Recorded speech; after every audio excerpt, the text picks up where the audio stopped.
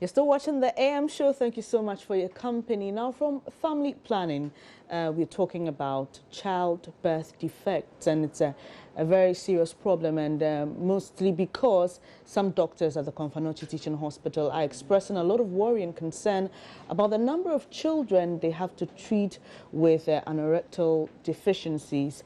And I've got Eugene Adomako. He's a member of the Show Care Let's Repair project, and they're helping perform surgeries for children with that deformity. And I've also got Dr. Faye Boama Mensah. She's a pediatrician at PML Children's Hospital, and we'll be having this conversation right here in the studio. Welcome, lady and gentlemen. Thank you. Thank you. All right, and Dr. Faye, now basically let's talk about birth defects. How do they occur? Yes. Well, birth defects have various etiologies, as we say. At times the cause is simply unknown. At times some children have genetic predispositions to these problems. It's encoded in their genes, and whether they like it or not, they will get them.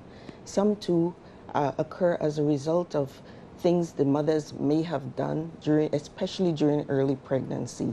That period between 3 to 7 and 8 weeks is very crucial, because that is when the organs are being formed, and ingestion of certain substances can lead to damage to these forming organs and lead to birth defects. Specifically, alcohol intake during that period can be very detrimental. Also, certain drugs. It could be drugs that the mother needs because of certain health problems and she has to take them, but they can have deleterious effects on the developing fetus. Well, what are some of the childbirth defects that you've witnessed as a doctor? Well, the most common ones that we see are the cleft lip. It could be with or without what we call a cleft palate. The palate is the roof of the mouth, and the two conditions can occur together or in isolation. A lot of times too, we see defects in the spine.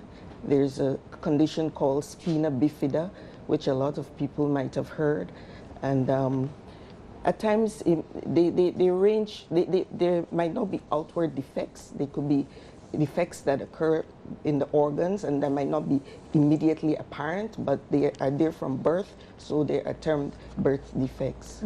Interesting. So Eugene, you are in medical school, you're in your fifth year. What has the experience been for you working with this project and having to perform surgeries for children who are born without anal passages? Well, it's been sad, it's been amazing, so I'll say mixed feeling. I basically didn't know about this until I got to my clinical years. So I was in medical school for 3 years, not knowing about anorectal malformation. Yes, I might have heard about other types of malformations, but then getting to the clinical years and starting with my clinical rotations, I came across, or my colleagues and I came across babies with this particular anomaly, and it was a bit sad. But then as we continue to help make them better people, make them much more comfortable, it puts smiles on their faces and ours also. All right. Eugene, has there been any situation where you observe another deformity beyond this anorectal malformation? Yes, there's been some cases of, normally when this occurs, it comes along with some other, let's say, some spectrum of diseases. You could have some esophageal, trachea, fistula. There could be spinal deformities, just as she mentioned. There could be a whole lot of others. And also, most of the babies who don't have fistulas, say, this occurs in usually 5% of people who present anorectal malformation. And then normally they present with Down syndrome, which could also be a bit worrisome. All right, you're a student. Let me talk to the doctor as well. So, Dr. Faye, what should women do? I don't know if there's a way to tell. I know that usually they perform scans on women when they are pregnant. Is there a way to tell in the early stage that this could happen and be able to prevent it? Well, it's good we're talking about anorectal malformations, because one of the causes of these problems is uncontrolled diabetes. Uncontrolled diabetes in a woman can lead to a spectrum of disorders, including anorectal malformations. We have what we call caudal degeneration or sacral agenesis, and these are all around that area. And some of the literature has also reported that anorectal malformations can occur as a result of diabetes that has been uncontrolled in pregnancy. So women who are diabetic and are about to get pregnant need to have regular antenatal visits, regular checkups. Their blood sugar needs to be meticulously controlled so that they don't develop some of these things. Other women, a lot of the conditions, though I must say, occur sporadically, and there might be no way of telling that, you know, you may be at risk. So for those conditions, it's difficult to really take preventive methods. But I mentioned diabetes in particular because hyperglycemia in pregnancy or uncontrolled blood sugar can lead to anorectal malformations, and so diabetics need to have their blood sugar controlled during pregnancy. All right, so what you're saying is that usually a scan may not be able to tell me, for example, that my child's anus is not being formed or there's a problem with maybe an organ. I have to probably birth the child before I know? Well, there are focused scans that can actually look at the formation of the internal organs. There's probably, but I think at that very early stage, it might be difficult to tell, because remember, organ formation is almost complete by the end of the 8th, 9th week. That is very, very early in pregnancy. And most women do not come to hospital that early. So it might be difficult to pick it up in that early stage, yes. So your advice to women is that they should come early once they know they're pregnant to the hospitals and have these things checked. Yes, and especially those who are diabetic. Yes. All right. For you, Eugene, this project is free of charge, is it? Yes. All right. So if someone comes or someone is in a part of the country where your project is not available and they have to perform that surgery for a baby who's born, what's the time span? How long should it take for an anorectal malformation to be corrected? Okay, for it to be corrected, initially I think when the child is put to birth with the examination and everything, normally a doctor would or the midwife would examine the baby. Yes, and then notice maybe an absence of an anal opening. Then there are some also they only find out that the baby has no anal opening when the baby does not pass through within for the first 48 hours. They're still called meconium, a bit greenish. Yes. So then when they don't see that, then they become alarmed, and then they tend to look out for the reasons why that might have not come out by then. So then that's how it's noticed. And then from there, an emergency surgery is done for the baby, which is called a colostomy, where the intestines are brought to the skin, normally on the abdomen, to create a different pathway for the fetus to come out, just to release the baby, because if that's not done, it could lead to fatality over a period of time. So that's the first step, which is done probably in the first week of the baby's life.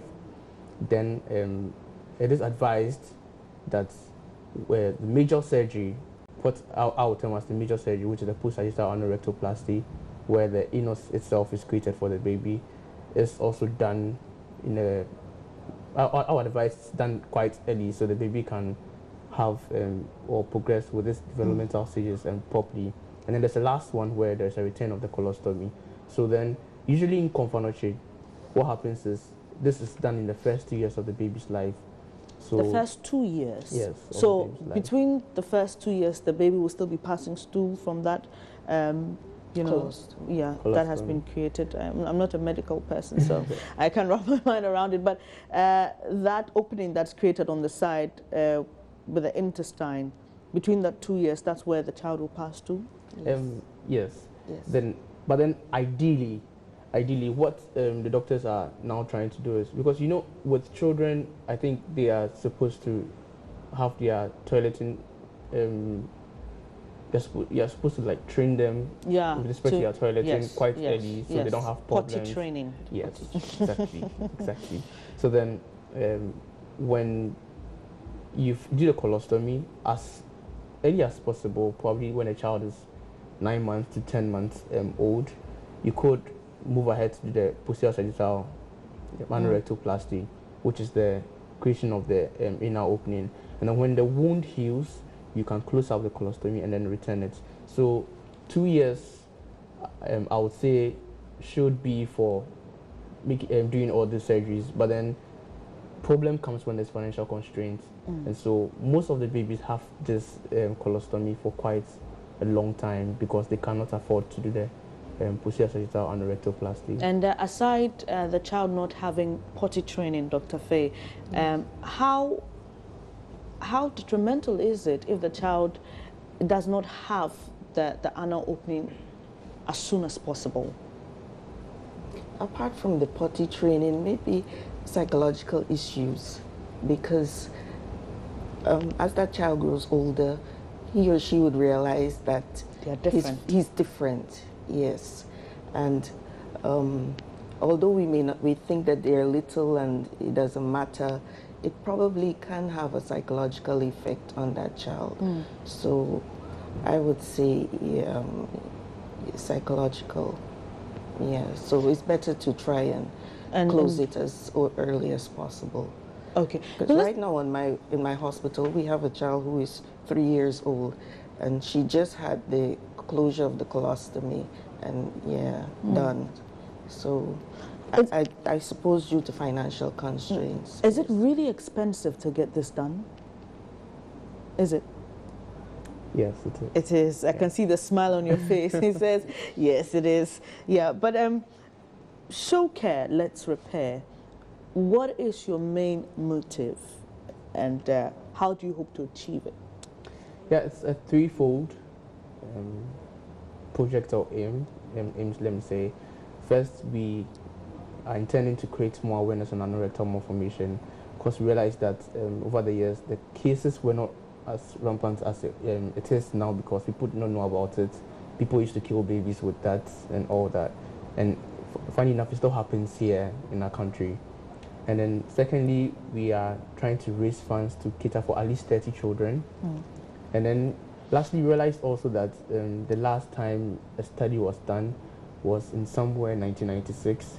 So then we are also trying to work together with our consultants back at Confanoche, so much more could be done. I think they are working on, or people are writing much more on it, but then we are yet to see it come out. So then that's what we are basically about. That's what the project is basically about. All right. And Dr. Faye, you talk about the cleft, you talk about other childbirth deformities, and what are the preventive measures, if there are any, for any defect, and then what could be the solution to a problem? If someone, for example, is maybe in the village or wants the services of a midwife, they don't want to go to a properly structured health facility, and they notice their child has a birth defect, what is the right response? Well, you mentioned cleft. Yes, I did mention cleft lip and cleft spina bifida. Most of the cleft lips and the cleft palates are sporadic disorders. The causes are really not known, except for the case where there's certain drugs that are known to cause these defects, like some anti-epileptic drugs. So if a woman is an epileptic and on certain medications and she wants to get pregnant, then she needs to liaise with her obstetrician gynecologist so that she's taken off of those medications that are known to cause these defects. With respect to the spina bifida, a lot of studies have shown that lack of folic acid in the diet causes it. So there's a lot of women of childbearing age who want to have children are encouraged to start taking folic acid supplementation even before they get pregnant. Yes, and that has been shown to drastically reduce the incidence of spina bifida. I saw a program on television the other day about a woman she looked like she was well into her 80s, and she was now having her cleft lip repaired. So people shouldn't wait that long. It's a surgery. It's probably expensive, but it can be done and it can be corrected early.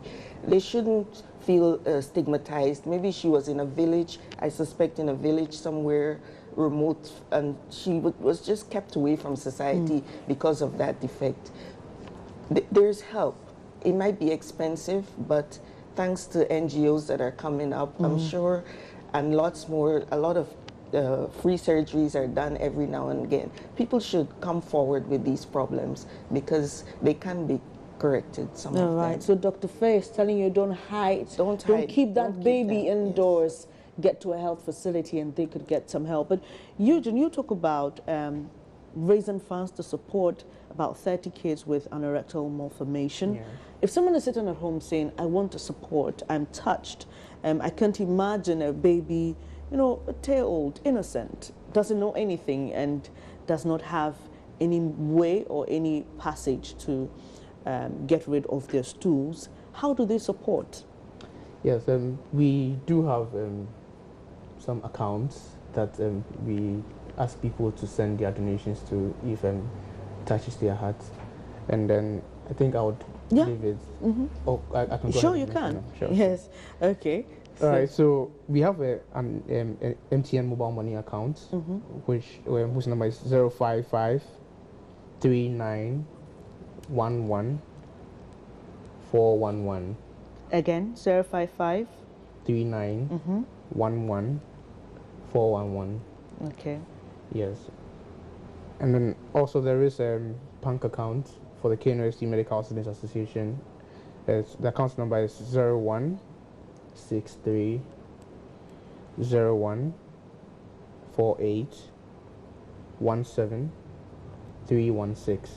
316. Yes, it's a Cal Bank KNUST branch. Okay. And can you go over the number again? I think it's more than 10 digits. If you could just mention the number again. Okay, sure.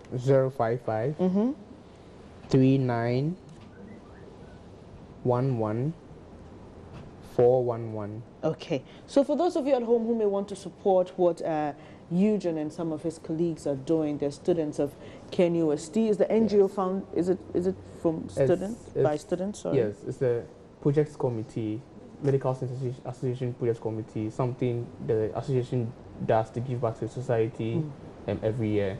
So this is what we are doing. So you're basically students? Yes, we are students. Medical students doing this. I must say I'm really touched. And he's a member of the project committee, Show Care, Let's Repair. And well, they're counting on your support. They want to help about 30 children. And I'm sure they get the funds, 30 and over children born with anorectal malformation. The number, mobile money account number to send your donations to is 055 391 411 055 3911 411. And if you want to send it via bank, it's 016 301 4817 316 016 301 4817316, and the bank is Cal Bank. Thank you so much for the good work you're doing, Eugene, and to all your colleagues at Kwame Nkrumah University of Science and Technology Medical School. Dr. Faye,